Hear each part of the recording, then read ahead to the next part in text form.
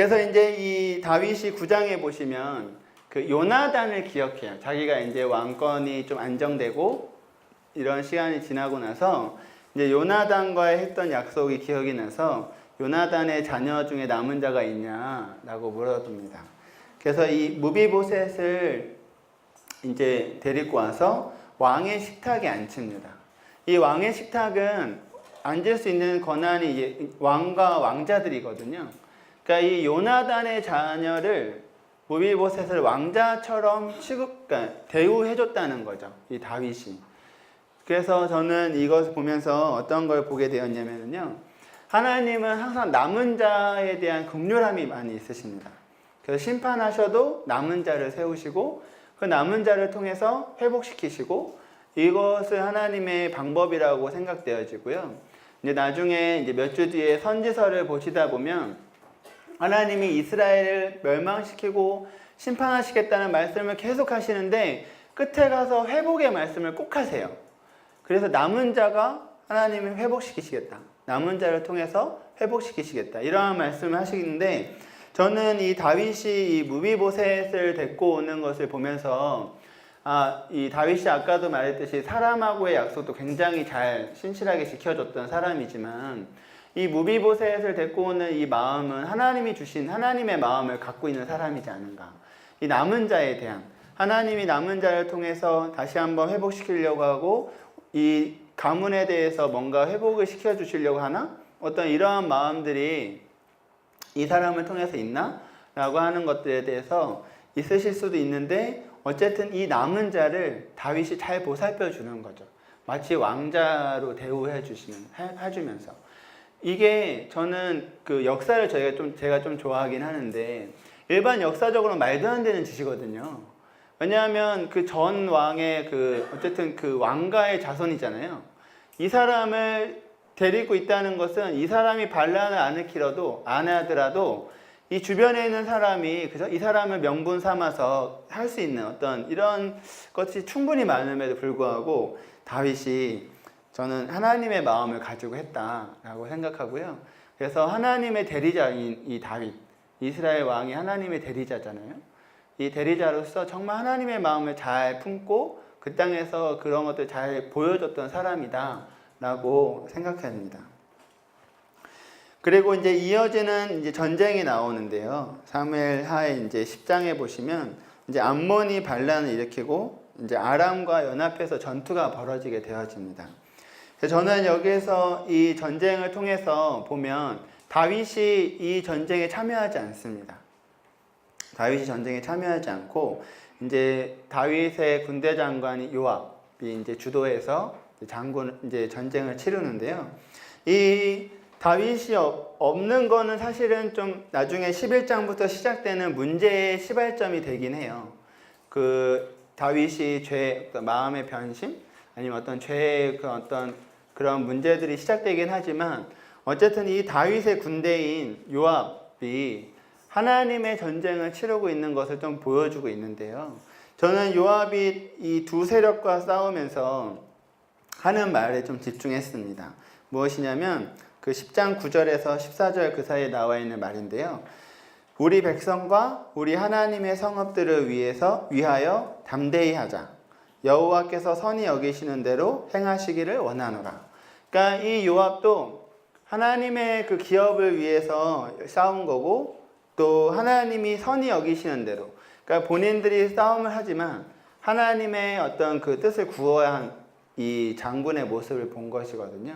근데 이 요압이 그 나중에 계속 가면 갈수록 좋지 않은 장수의 모습으로 계속 나타납니다. 그렇지만 저는 이 요압도 마찬가지로 변질되지 않았나라고 생각하고요. 어쨌든 이 10장에서 이 암몬과 아람과의 전투에서는 다윗의 군대, 다윗이 없더라도 다윗이 여호와의 전쟁을 치렀던 올바르게 잘 싸웠던 사람인 그것들을 보여주면서 저는 그 하나님 앞에 그 한 사람의 그 영향력이 가치 있는 함께하는 사람과 함께 하나님의 그 싸움을 이 땅에서 하나님의 대리자로서 함께하는 것이지 않나라고 보았고요. 근데 이것이 다윗이 없음으로 인해서 생기는 문제가 바로 저희가 너무나도 잘 알고 있는 밧세바 사건이 등장하게 되는 것입니다. 그래서 이 암몬과의 전투를 하고 있는데 그 다윗이 그 11장에 보시면 왕들이 출전할 때가 됐다는 것이에요. 이것은 겨울이 지나갔고 이제 전쟁이 이제 다시 시작돼야 된다는 거, 돼야 되고, 그리고 이 암몬 자손을 멸했는데 그 라빠, 그 암몬의 그 수도 라빠를 에워싸고 있어요. 이제 전쟁이 이제 끝나가는 거죠. 이때 다윗이 어떠한 일을 하고 있는지가 굉장히 중요합니다. 다윗이 2절에 보시면 저녁 때에 다윗이 그의 침상에서 일어나 왕궁 옥상에서 거닐었대요. 여러분 이게 조금 와닿는지 모르시겠는데 저는 예전에 그 백수생 20대 초반에 대학교 휴학하고 좀 이렇게 방탕한 생활을 좀 이렇게 산 적이 있어요. 그렇다고 엄청 심한 건 아니었지만요. 근데 저희가 그때 일어나는 스케줄이 오후 4시, 오후 5시 이랬어요. 왜냐하면 밤에 놀다 보면 낮에 자고, 그죠? 이게 반복되는 습관이죠. 이런 사람을 저희 나라의 말로는 이제 백수나 한량이나 아니면 뭐 이렇게 건달이 요즘에는 뭐 조폭을 얘기하지만 옛날 건달이 사실은 백수잖아요. 그런 생활을 하는 사람들의 모습이잖아요. 근데 이 모습이 다윗에게 나타나고 있다라는 거죠. 저녁 때에 다윗이 침상에서 일어났대요. 그리고 이제 왕궁 옥상을 이렇게 괜히 이렇게 거니다가 여자를 본 거죠. 저는 이때 이 다윗이 무엇이 마음이 변했는가, 이거에 대해서 제가 생각한 거는 여호와의 전쟁을 싸워야 하는 왕이거든요. 정말 잘해왔던 왕인데 어느 순간 여호와의 그 싸움을 하는 그 자리에서 자기가 벗어나 있어요. 자기의 자리에 충실하지 않고 나와 있습니다. 근데 이때가 언제냐면 제가 생각할 때는 굉장히 평안했던 시간이었던 것 같아요. 왕권이 점점 더 다윗의 어떤 그런 나라가 좀 평안해지고 이 암몬이 반란을 일으켰다라는 것을 보니까 이미 좀 많은 지역을 평정했었고, 그러니까 이 다윗이 자기가 나가지 않아도 그 10장에 보면은 이미 다윗의 군대들이 승리도 하고 있고요. 그죠? 그래서 다윗이 뭔가 평안했나? 그래서 어떤 이런 좀 모습들이 보여지나? 근데 이런 모습들, 자기가 해야 할 그 직무에서 손을 놨을 때 유혹이 온 것이죠. 그래서 근데 그거를 이제 유혹을 이기지 못하고 취한 것인데, 이 취할 때도 보면 이 왕의 자리는 하나님이 주셨잖아요. 하나님이 다윗에게 기름 부어서 왕으로 세워주셨어요. 그래서 이 다윗이 가지고 있는 왕의 권한, 어떤 권력, 이런 건 사실 누구에게부터 오는 거냐면 하나님에게 오는 것이죠. 근데 이 다윗이 밧세바를 데리고 올 때 어떻게 데리고 왔냐면요, 자기가 직접 가서 뭔가 이렇게 죄를 지은 것이 아니라 하나님이 주신 권위를 사용합니다. 그 사람을 보내죠. 전령을 보내서 누군지 알아와라. 그러니까 이 사람은 하나님이 주신 그 왕의 그 직무를 이제는 좀 자기의 그 죄에 쓰기 시작한 것을 볼 수 있어요. 그리고 갔다 왔는데 자기가 잘 알고 있는 우리아의 아내였어요. 여기에서 또 당연히 그 전에도 잘못했지만 멈췄어야 되지만 이 다윗이 그렇게 하지 않고 다시 한번 또 자기의 권위를 씁니다. 그러면서 이 왕이 부르기 때문에 저는 밧세바가 잘 모르겠지만 어쨌든 그 왕의 권한으로 이런 죄들을 취한 것이죠.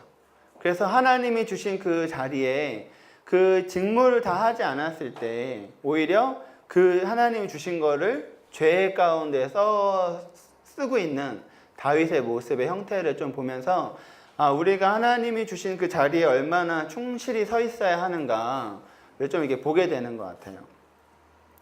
그래서 이 밧세바를 데리고 와서 이제 임신을 시키죠. 근데 이 임신을 시키니까 이 죄를 숨기기 위해서 이제 우리아를 전쟁통에 보내서 죽이게 하는 그런 살해하는 사건이 나오고, 그리고 그 우리아가 죽으니까 이제 밧세바를 아내로 데리고 옵니다. 그러면 아내로 데리고 와야 그 아이가 그 결혼 관계 안에서 태어난 아기다. 그러니까 이렇게 좀 숨기고 싶었던 의도가 있었던 것이죠. 그런데 이 숨기려고 했던 태도가 나단 선지자에 의해서 밝혀지죠. 그러니까 하나님이 직접 이 사람의 죄를 밝혀주고 있습니다. 그래서 하나님이 나단 선지자를 보내서 양의 비유, 부자의 양과 가난한 사람의 양의 이 비유를 통해서 이 다윗이 그거에 분개하잖아요. 가난한 사람 걸 뺏었다는 거. 이걸 분개하면서 그거 잘못한 게 바로 당신이다 라고 얘기하면서 여호와의 말씀을 업신여기고 나보기에 악을 행했다 라고 얘기하는 것이죠. 그래서 이때 당시에 저는 이 말에 다윗이 회개한 부분도 분명히 보았지만 나단 선지자를 보았습니다. 이 나단 선지자는 사무엘이 아니거든요. 사무엘은 그 이스라엘 나라의 지도자였고 사울 왕이 어떻게 보면 좀 계속해서 나보다 더 뛰어난 지도자의 눌렸을 수도 있고 눈치도 봤을 거라 생각하거든요. 근데 나단 선지자는 그런 위치에 있는 사람이 아니에요. 하나님이 보낸 선지자인데요. 이 왕에게 가서 왕의 잘못을 꼬집는 거죠. 당신이 잘못했다. 하나님 보기에 악을 행했다. 여러분 나중에 이스라엘 역사를 좀 보시면 선지자가 왕에게 죽거나 갇히거나 이러한 일들이 많이 좀 벌어지거든요. 왜냐하면 왕에게 하나님의 말씀을 전했다가 그 왕이 듣기 싫으니까 가두거나 죽이거나 이러한 역사들이 있어요. 그러니까 이 다윗도 사실은 그 왕으로서의 그 태도가 사실은 이 나단 선지자를 죽일 수도 있었던 사건이잖아요. 그리고 이 다윗은 그 죄를 숨기기 위해서 살인도 사실 했습니다. 자기가 직접 하지 않았지만 어쨌든 우리아를 전쟁통에 내보내고 군사를 어쨌든 이 죽이는 이 계획을 치밀함을 보였던 사람이에요. 근데 이 나단 선지자가 그런 위협에도 불구하고 다윗에게 갔다라는 거죠. 저는 이 장면에서 정말 우리가 하나님의 그 뜻, 하나님의 그 진리의 말씀을 선포하고 할 때 우리가 사실은 저도 마찬가지지만 좀 두려운 마음이 있을 때가 굉장히 많잖아요. 사람에게 너 이거 잘못하고 있는 거야.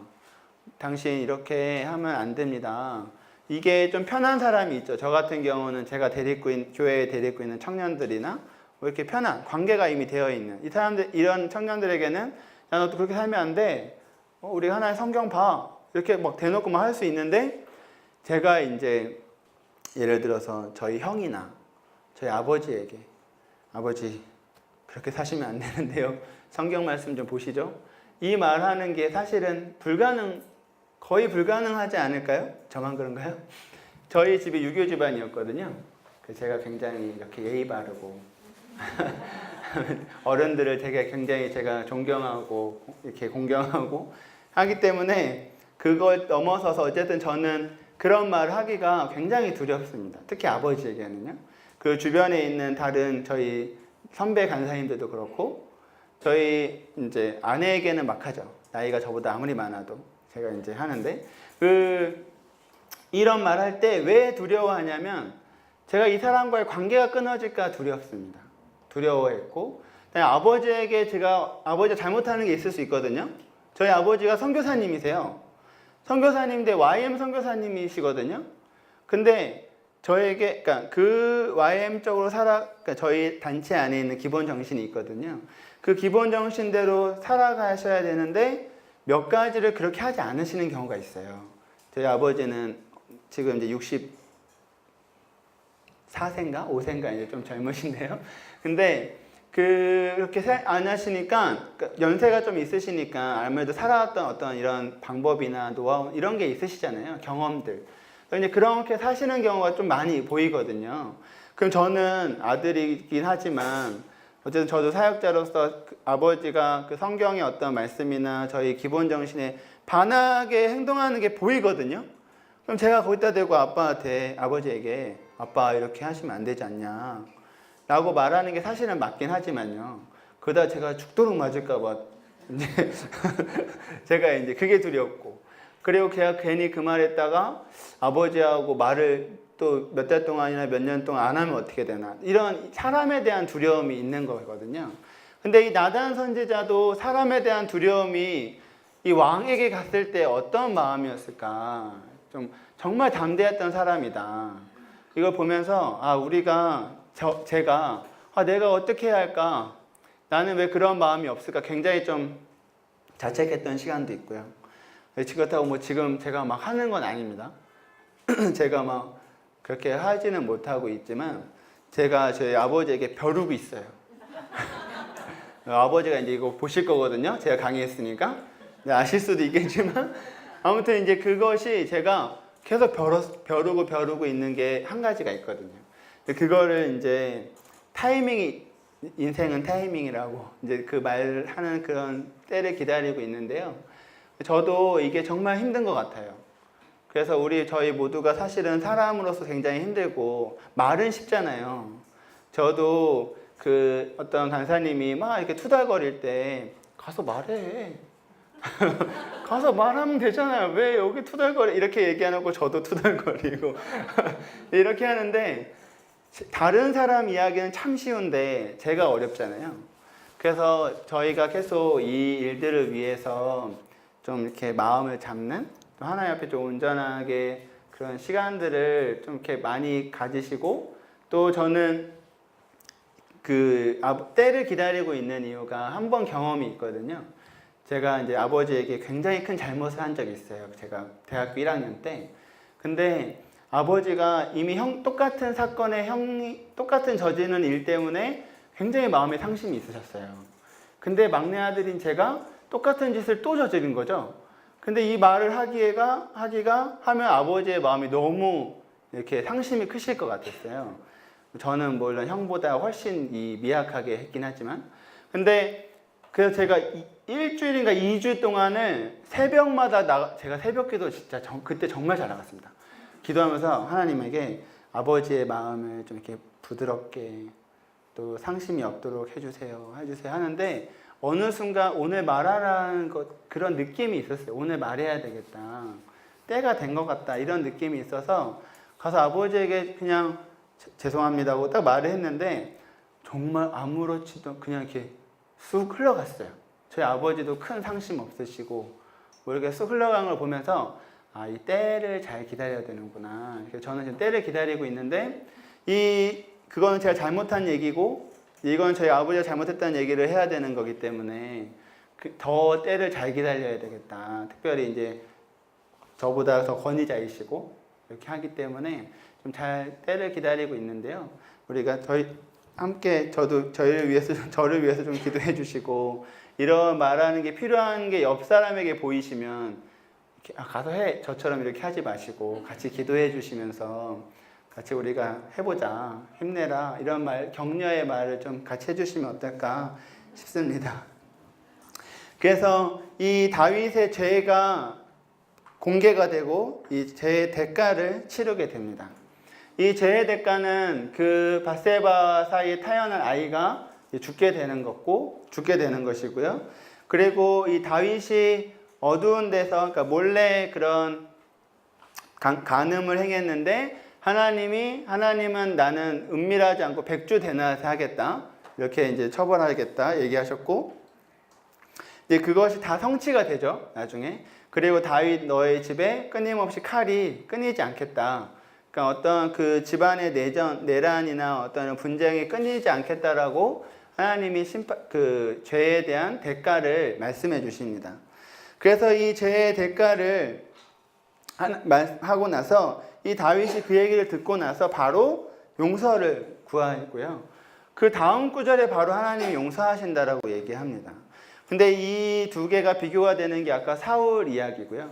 사울도 그 사무엘이 책망하고 변명하고 다시 한번 크게 책망했을 때 용서를 구했거든요. 근데 그 바로 다음 구절에 용서하지 않는다라고 하셨거든요. 이게 결과가, 마음의 태도가 어땠었는가는 결과를 보면서 저희가 추측할 수 있고 알 수 있는 것 같은데요. 다윗은 이 아이가 반드시 죽을 거라고 하는데, 태어나서 이 아이가 죽어갈 때 금식하면서 기도했죠. 신하들이 정말 어떻게 그 왕을 말리지도 못하고 그 다음에 이 아이가 죽고 나서는 왕에게 어떻게 알릴까?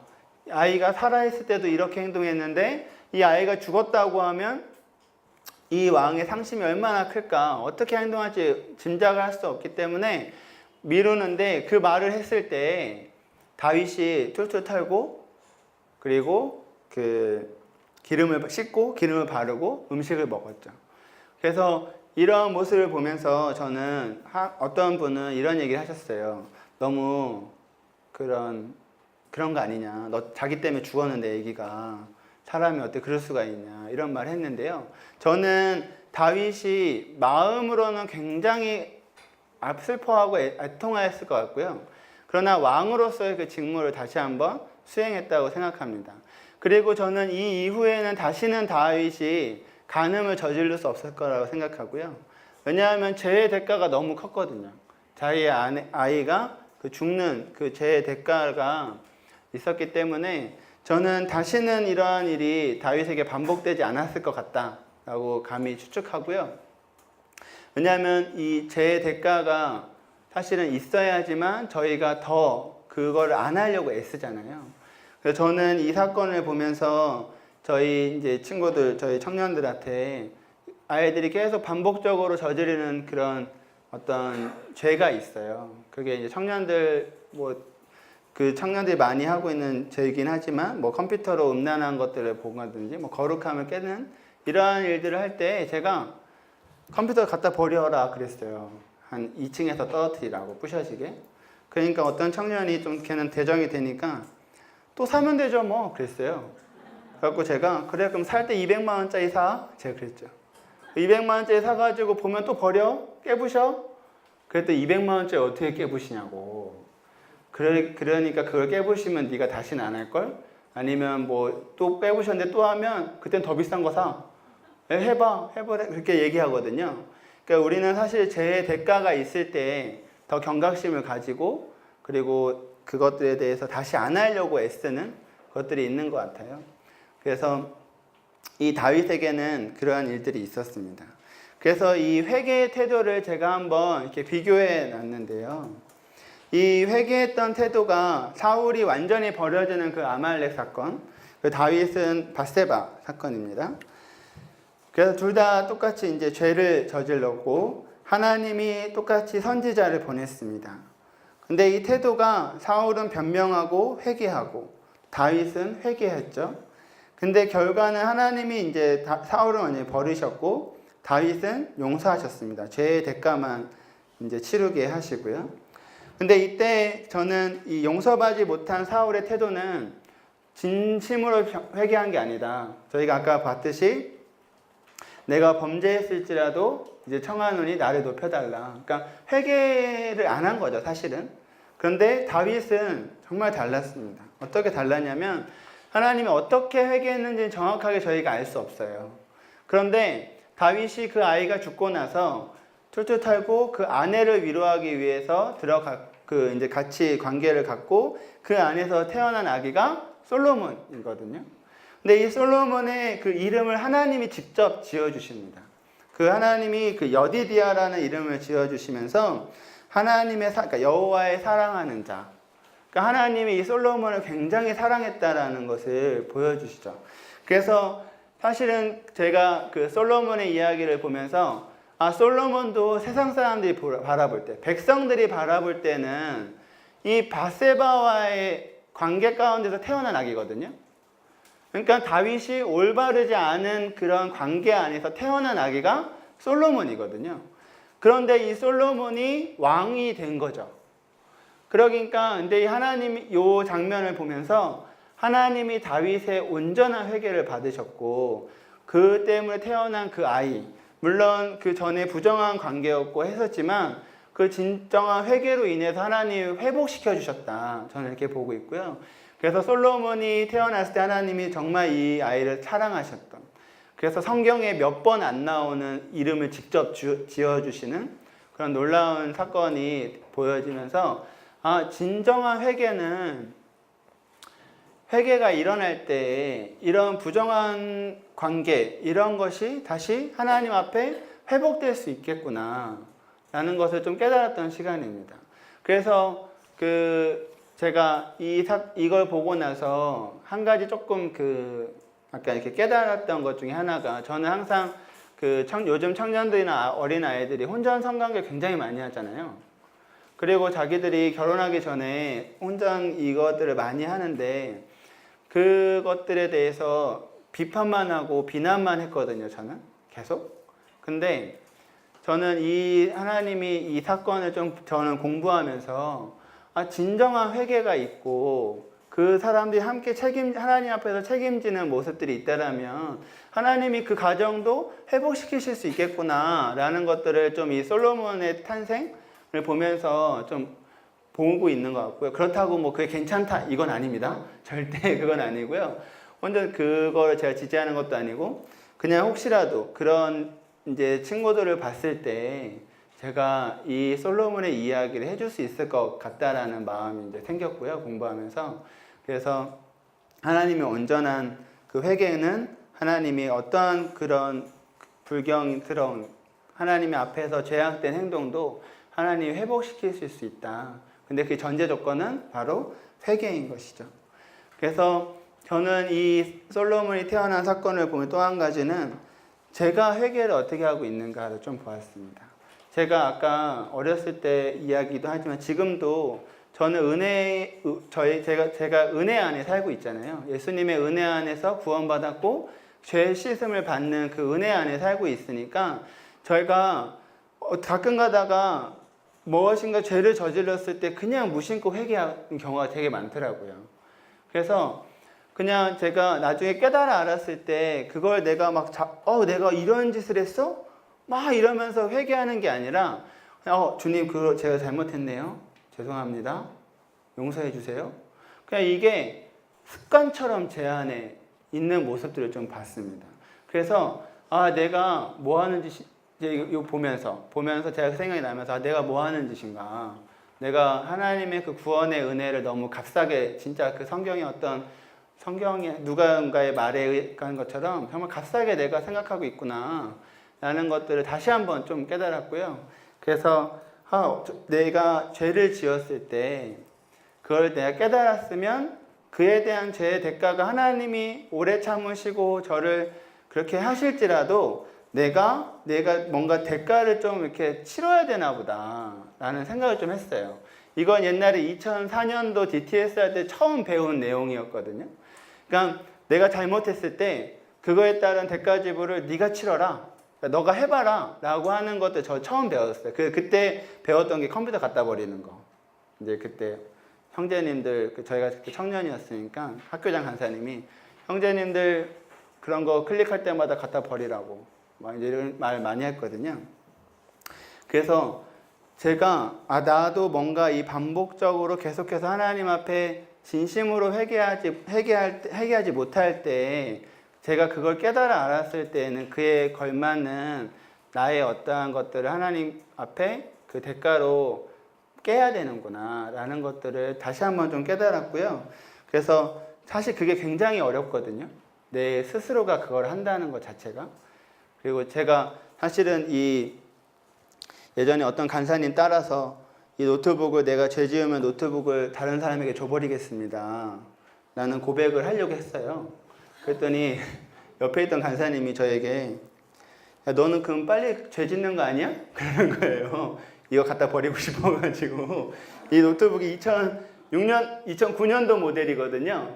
그러니까 좀 오래됐으니까 너 빨리 갖다 버리고 싶어서 죄 짓는 거 아니냐고 농담처럼 얘기한 게 확 와가지고 그 서원은 못했습니다. 그래가지고 제가 조금 더 좋은 거 생기면 이제 하려고 마음의 생각만 하고 있는데요. 제가 뭔가를 하나님 앞에 제 대가의 그 지불을 내가 좀 이제 앞으로는 조금씩 내가 할 수 있는 만큼이라도 계속 해봐야겠다. 하나라도 해봐야 되겠다. 이 생각을 좀 가지고 있습니다. 그래서 예전에 한번 그 아이팟 있잖아요. 아이팟 터치를 누구에게 준 적은 있어요. 이렇게. 제가 그걸 가지고 계속 중독돼가지고 너무 신기한 거예요. 처음에 이 스마트폰이 없었고 그것만 있었거든요. 하루 종일 그것만 하고 있고, 어쩔 때는 그거 갖고 제가 그런 안 좋은 걸 또 볼 때도 있고, 그럼 내가 회개하고. 근데 이게 반복적으로 되니까 제가 안 되겠더라고요. 근데 기도하는데 하나님이 그거를 주라고, 너가 갖고 있으면 이걸 말씀하셔서 이제 넘기긴 했거든요. 그러니까 그게 없으니까 없어지더라고요. 근데 이제 스마트폰이 생겨가지고 제가 또 한동안 이 스마트폰을 버려야 되나? 막 이러고 있고. 그래갖고 제가 한 가지 컴퓨터를 바꾸면서 게임을 안 해요. 이 컴퓨터가 게임이 안 되거든요. 정말 감사하죠. 제가 예전에 게임을 하루에 15시간씩 했던 사람이거든요. 근데 이 컴퓨터가 바뀌고 나서 게임이 안 되니까 저절로 없어지더라고요. 그 시간이 오래 지나다 보니까 제가 그 좋아하던 컴퓨터 게임을 요즘에 할 줄 아는 게임이 없어가지고요. 얼마 전에 동생들 만났는데 PC방을 가자고, PC방 가는데 할 줄 아는 게 하나도 없더라고요. 그래서 재미가 없어가지고 동생이 저에게 형이 게임을 재미없어 하다니 이러면서 해가지고 오랜만에 만난 동생인데, 이제 그 정도로 하나님 좀 이렇게 바꾸는 것도 괜찮겠다 이런 생각이 좀 들긴 들더라고요. 그래서 어쨌든 제가 뭔가에 반복되는 죄의 습관들이 있다라면 내가 하나님이 징계하셨거든요. 이 다윗은. 하지만 하나님이 나에게 징계하시는 걸 겸허히 받아들이기도 하지만, 내가 뭔가 하나님이 오래 참으셔서 저를 다시 한번 기회를 주시더라도 내가 뭔가 해야 되겠다라는 결심을 잠깐 했었습니다. 그리고 나서 이제 그 다윗과 압살롬의 사건이 나오는데요. 이 다윗과 압살롬이 굉장히 치밀한 사람이었고요. 그 다윗의 큰아들이었습니다. 어떻게 보면 그 다윗의 다음 왕이 될 수도 있었던 사람이죠. 그리고 근데 이 사람이 10장에 그 다말과 그 동생의 그 일 때문에 결국에는 죄를 저질러요. 동생을 죽이게 되는 그 죄를 저지르는데, 저는 여기에서도 본 게 제가 다윗의 자녀에 대한 태도예요. 다윗도 자녀들이 굉장히 이렇게, 물론 하나님이 말씀하셔서 칼이 끊이지 않겠다라고 말씀하셨기 때문에 이런 일이 벌어졌을 수도 있겠지만, 저는 다윗이 일단 1차적으로 아들에 대한 징계가 없어요. 그래서 그 10장에 보면, 10장이 아니죠. 죄송합니다. 그 12장에 보면, 12장에 죄송합니다. 13장이군요. 그 13장에 그 다말과 암논 사건이 나오는데요. 이 암논이 이렇게 한 거를 다윗이 알아요. 다말을 강제로 취했고, 그런 다음에 버린 것도 알고 있는데, 이 구절에 보면 다윗이 노하기가, 21절에 보면 그냥 듣고 심히 노하기만 했어요. 화만 냈어요. 어떤 징계나 어떤 이런 절차가 없는 거죠. 그래서 압살롬이 이 사람을 죽이려고 2년 동안을 계획하는 것이죠. 정말 압살롬은 치밀한 사람이고, 또 이 사건 이후에 다윗에게 그 반란을 일으킬 때도 4년 동안 준비하거든요. 정말 잘 준비하는 사람입니다. 근데 이 사람의 외모를 제가 이제 잠깐 정리해 보면, 이 사람도 역시 마찬가지로 매우 아름답고 칭찬을 받는 외모적으로가 있습니다. 이런 얘기하니까 저희 청년회 중에 한 명이 자매인데요. 저한테, 목사님, 외모는 은사인가 봐요. 이런 얘기를. 그래서 아닐걸? 근데 뭔가 계속 그 아이의 말에 제가 계속 설득당하고 있는 거예요. 그래서 아니야, 그래도 아니야. 이렇게 되는데, 어쨌든 이 외모의 아름다움을 칭찬받았고요. 발바닥부터 정수리까지 흠이 없었답니다. 대단한 사람이죠. 그리고 머리털이 무겁고, 이 머리털은 이때 당시에 어떤 힘과 아름다움의 상징이라고 하는데요. 그것이 빨리 자란다는 것은 이 사람의 힘이 왕성했다. 그러니까 힘이 좋았고, 그리고 머리숱이 많은 것은 뭔가 사람들이 바라볼 때 신비로움이 있었다고 합니다. 그러니까 사람들이 이 압살롬을 보면 다음 왕으로 손색이 없다, 이렇게 생각했을 것이고, 다윗도 그렇게 생각했던 것 같아요. 왜냐하면 나중에 압살롬이 반역 일으키고, 근데 반역을 일으켰는데도 죽었는데 그 압살롬에 대해서 엄청 슬퍼하거든요. 저는 다윗이 압살롬에 대한 마음이 좀 크다라고 생각했고요. 그래서 이 발바닥부터 정수리까지 흠이 없다. 이것은 저희가 요즘 시대에 또 좀 이렇게 봐야 되잖아요. 어떤 모습이었을까. 보게 되면 보이시나요? 저희 아내가 올 초에 이 드라마를 보면서 항상 저에게 했단 말이죠. 발바닥부터 정수리까지 흠이 없다고. 정말 그런 말을 제가 볼 때마다 어디 왜 얼굴부터 흠인데? 막 입술 튀어나오고, 혹시 좋아하시는 분 안 계시죠? 막 이렇게 막 저는 반박하고 막 했는데 결국은 저희 아내가 그렇게 얘기해서 그 얘기에 제가 듣고 이거를 써야 되는구나. 그래서 발바닥부터 정수리까지 흠이 없는 사람. 그런데 이런 사람이 이제 반역을 일으킵니다. 스스로 왕이 되어지고 그 반역을 일으키기 위해서 4년 동안 정말 좋은 판결을 많이 해요. 사람들이 판결을 받으러 오면 그 사람에 맞게끔 올바르게 판결을 다 합니다. 그래가지고 사람들이 이 압살롬에게 마음이 확 가요. 그래서 다윗의 지지 기반이 유다 지파잖아요. 근데 이 유다 지파가 전부 다 압살롬에게로 민심이 다 넘어갑니다. 그래서 반역을 일으켰을 때 다윗이 도망쳐요.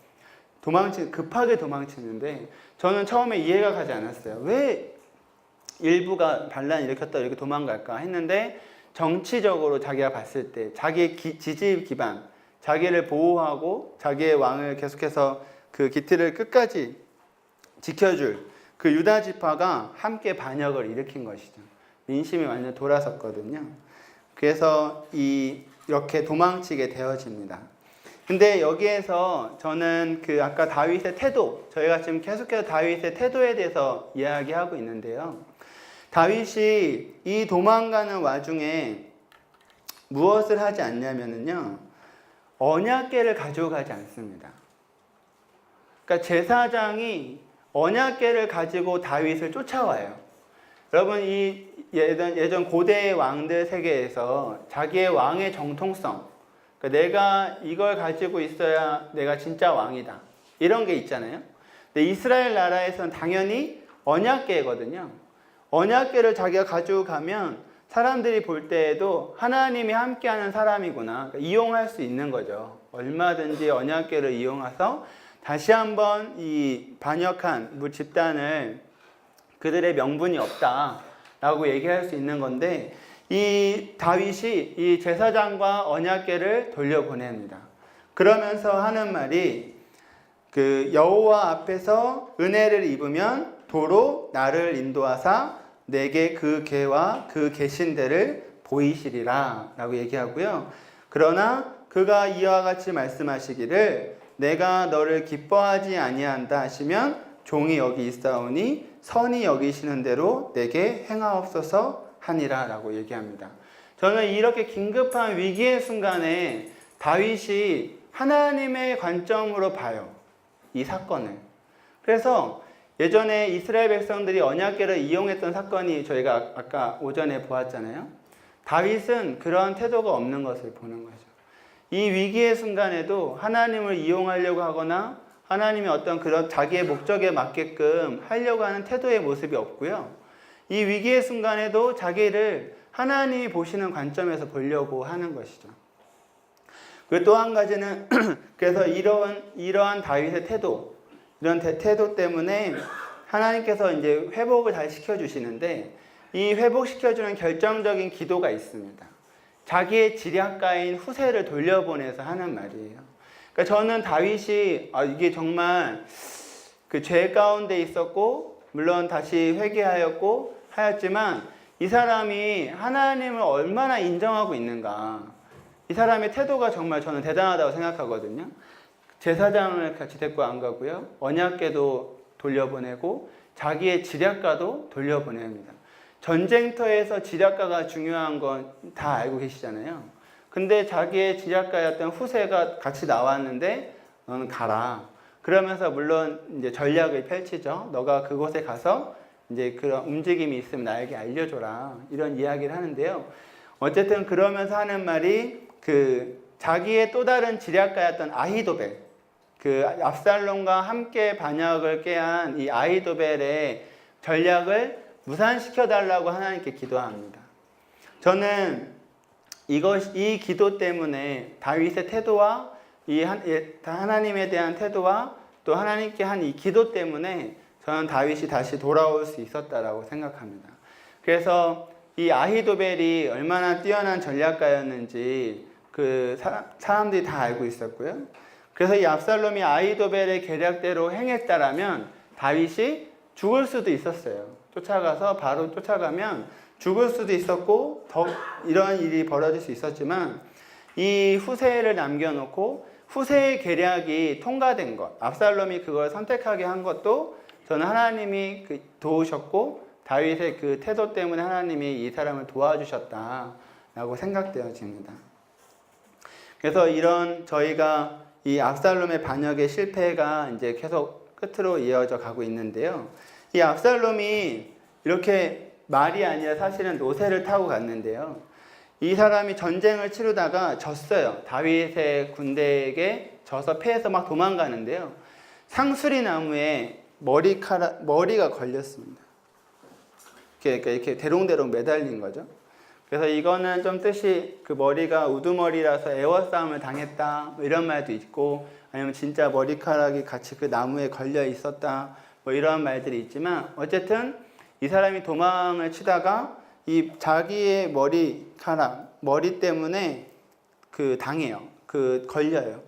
그래서 저는 이것을 어떻게 해석했냐면요.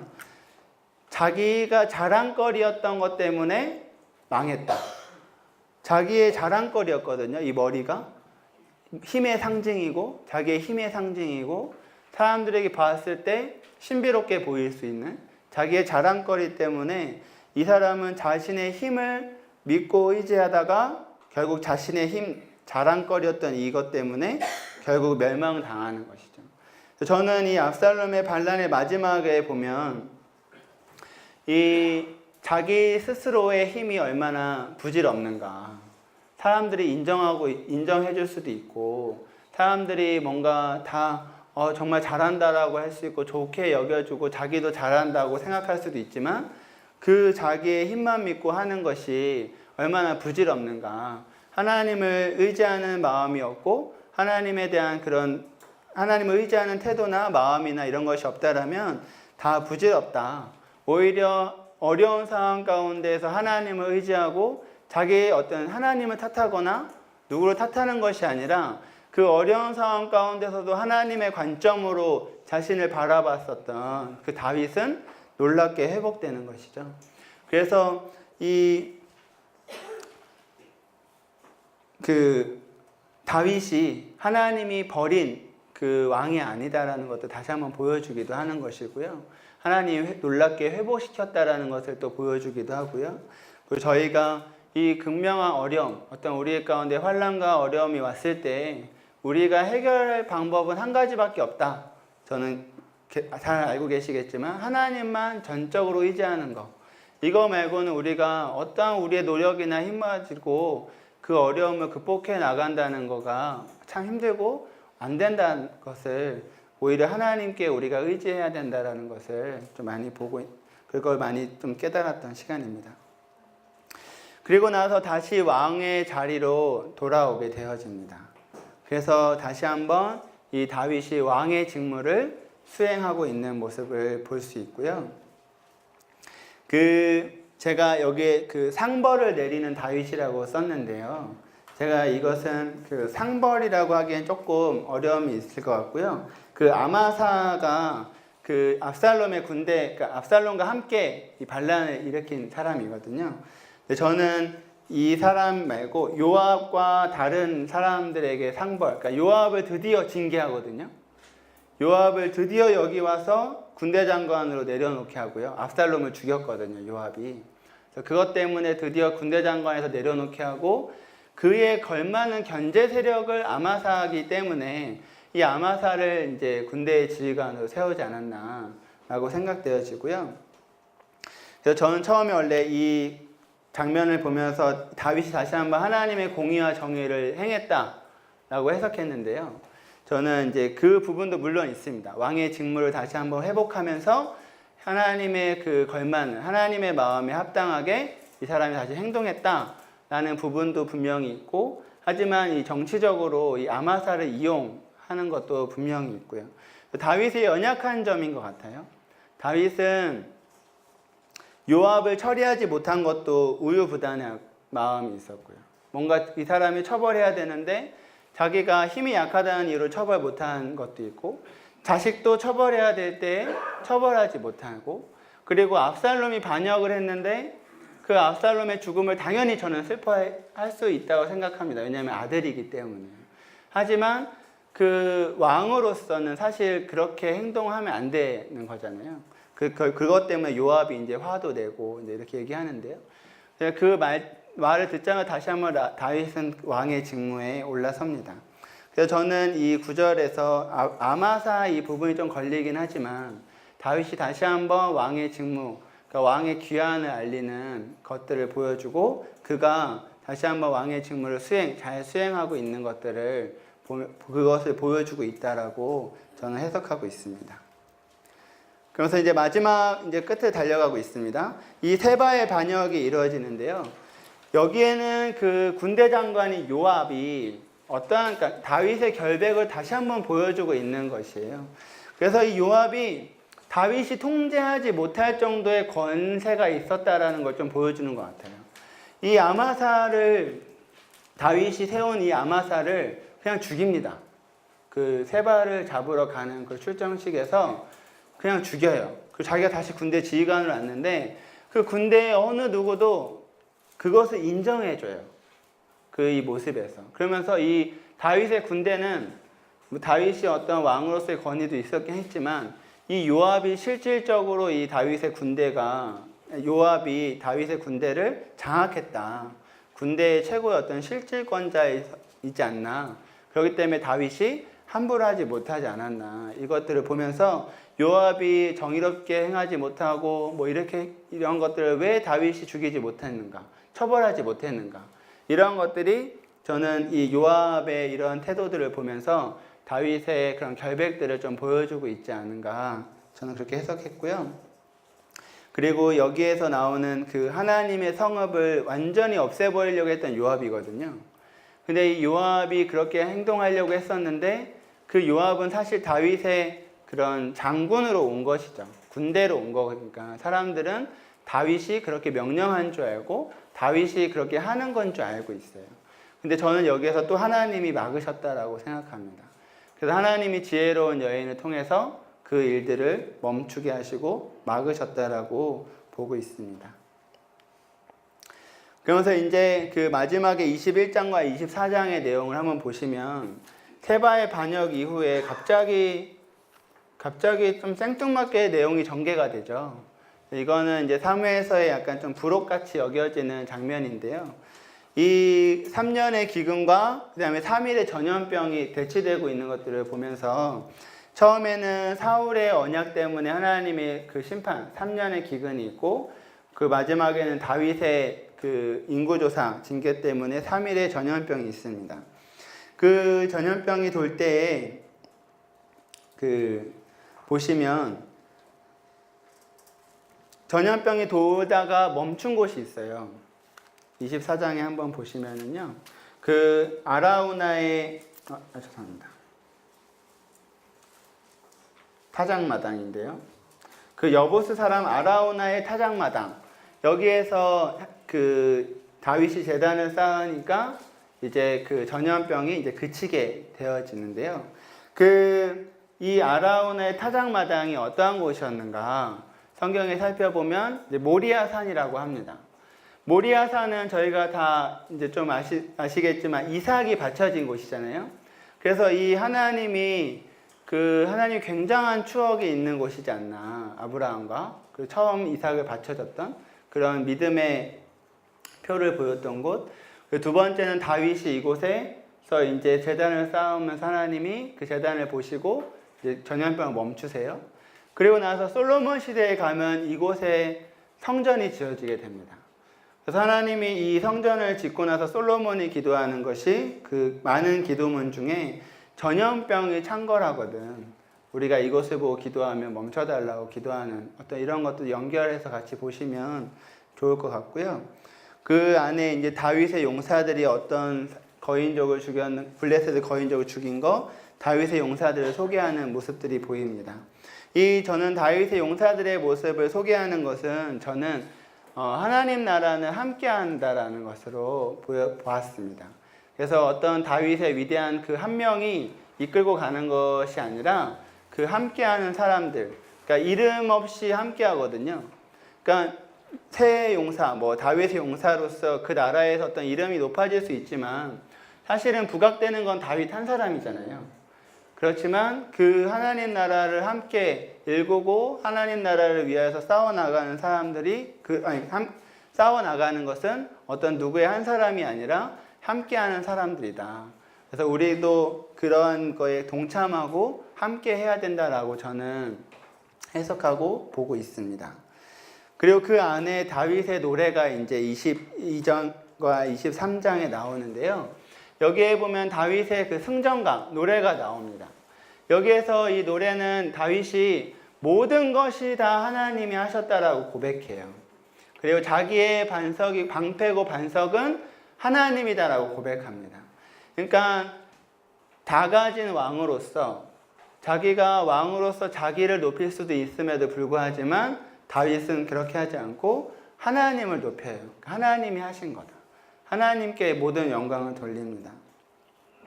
이것은 쭉 이 사무엘서가 어떻게 연결되었는가를 좀 보여주고 있고요. 그래서 아까 저희 처음에 봤던 한나의 노래에 보면 하나님이 자기의 기름 부음 받은 자의 뿔을 높이신다. 그리고 역전의 명사 이렇게 보셨잖아요. 2장 4절에서 8절에 보시면 하나님이 이렇게 반전시키시는 것들 이런 걸 보게 하시고 또 다윗의 노래에서는 자기 자신을 소개합니다. 하나님으로부터 기름 부음 받은 자다. 이렇게 자기 자신을 소개합니다. 그리고 자기와 함께 영원한 언약을 세우셨다. 그것을 끝까지 하실 거다라는 이러한 일들을 그 다윗이 노래합니다. 그래서 저는 이 처음부터 끝까지 하나님의 주권 아래에서 다윗 왕의 그 정통성에 대해서 1차적으로 설명했다라고 보고 있고요. 그리고 그 두 번째는 그럼 하나님의 언약 안에서 어떻게 살았는가, 어떻게 행하셨는가, 이것을 우리가 보길 원하셔서 이 책을 썼다라고 생각하고요. 마지막으로 제가 다시 한번 보면서 좀 적용했었던 것 중에 하나는 신약에 와서, 그러니까 지금 오늘날 저희가 왕 같은 제사장이잖아요. 그러면 이 사무엘서가 말하고 있는 하나님 앞에 합당한 왕, 이 왕이 다윗인데요. 이 합당하지 않은 왕이 사울이고요.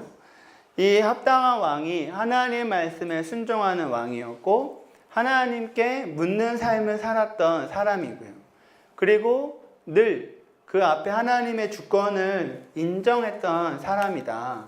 이 사람이 바로 다윗이고 이 다윗을 하나님이 합당한 왕으로 인정해 주셨고 내 마음에 합한 자라고 말씀해 주셨죠.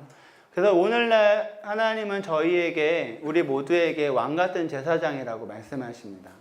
그래서 저는 오늘날에도 우리가 그럼 하나님 앞에 합당한 왕 같은 제사장적인 삶을 살아야 된다라고 생각하고요. 그 삶이 어떠한 것인가? 저희가 다윗을 통해서 배울 것은 제가 써놓은 것처럼 말씀에 온전히 순종하는 것. 그리고 하나님께 묻는 삶. 그래서 저는 물론 저희가 다윗과 같이 큰 죄를 안 지을 수도 있어요. 다윗은 정말 큰 죄를 많이 지었잖아요. 그런데 저희가 다윗과 같이 연약한 인간이기 때문에 저희도 넘어질 수 있고 또 저희도 죄를 지을 수 있지만 저희가 다시 한번 다윗과 같이 놀라운 회복을 할 수 있고 또 그 회복의 방법은 우리가 하나님 앞에 온전하게 회개하고 또 그 이전의 삶이 저희가 늘 하나님께 묻고 그 말씀에 순종하는 삶을 살아야 된다라고 이번에 다시 한번 보면서 이 사무엘서가 말하고 있는 오늘날 우리에게 주고 있는 교훈이지 않은가 생각되어졌습니다. 그래서 저희 모두가 왕같은 제사장으로서 하나님 앞에 늘 머무는 그런 저희 모두가 되기를 소망하면서 같이 기도하고 마치겠습니다. 하나님 감사합니다. 주님, 우리를 왕같은 제사장으로 불러주셔서 감사합니다. 주님, 우리가 다윗과 같이 하나님 마음에 합한 자들로서 이 땅에서 주의 마음을 또 주님의 그 뜻을 이 땅에 잘 풀고 이 땅에서 하나님 나라를 세워가는 우리 모두가 될 수 있게 하여 주시옵소서. 그래서 그 일을 위하여서 우리가 말씀 앞에 머물 때에 주님 주의 말씀을 우리에게 더 말씀해 주시고 가르쳐 주시고 깨달아 알 수 있게 하시고 또 그 말씀대로 우리가 살아갈 수 있는 용기와 또 순종의 마음들을 우리에게 부어 주시옵소서. 그래서 이 땅에서 진정으로 우리가 여호와의 싸움을 싸우면서 이 땅에서 모든 죄악된 것들을 우리가 치우면서 우리가 하나님 나라를 선포하고 하나님 나라를 세워가는 우리 각 사람 될 수 있도록 주님 함께하여 주시옵소서. 감사합니다. 예수님의 이름으로 기도합니다.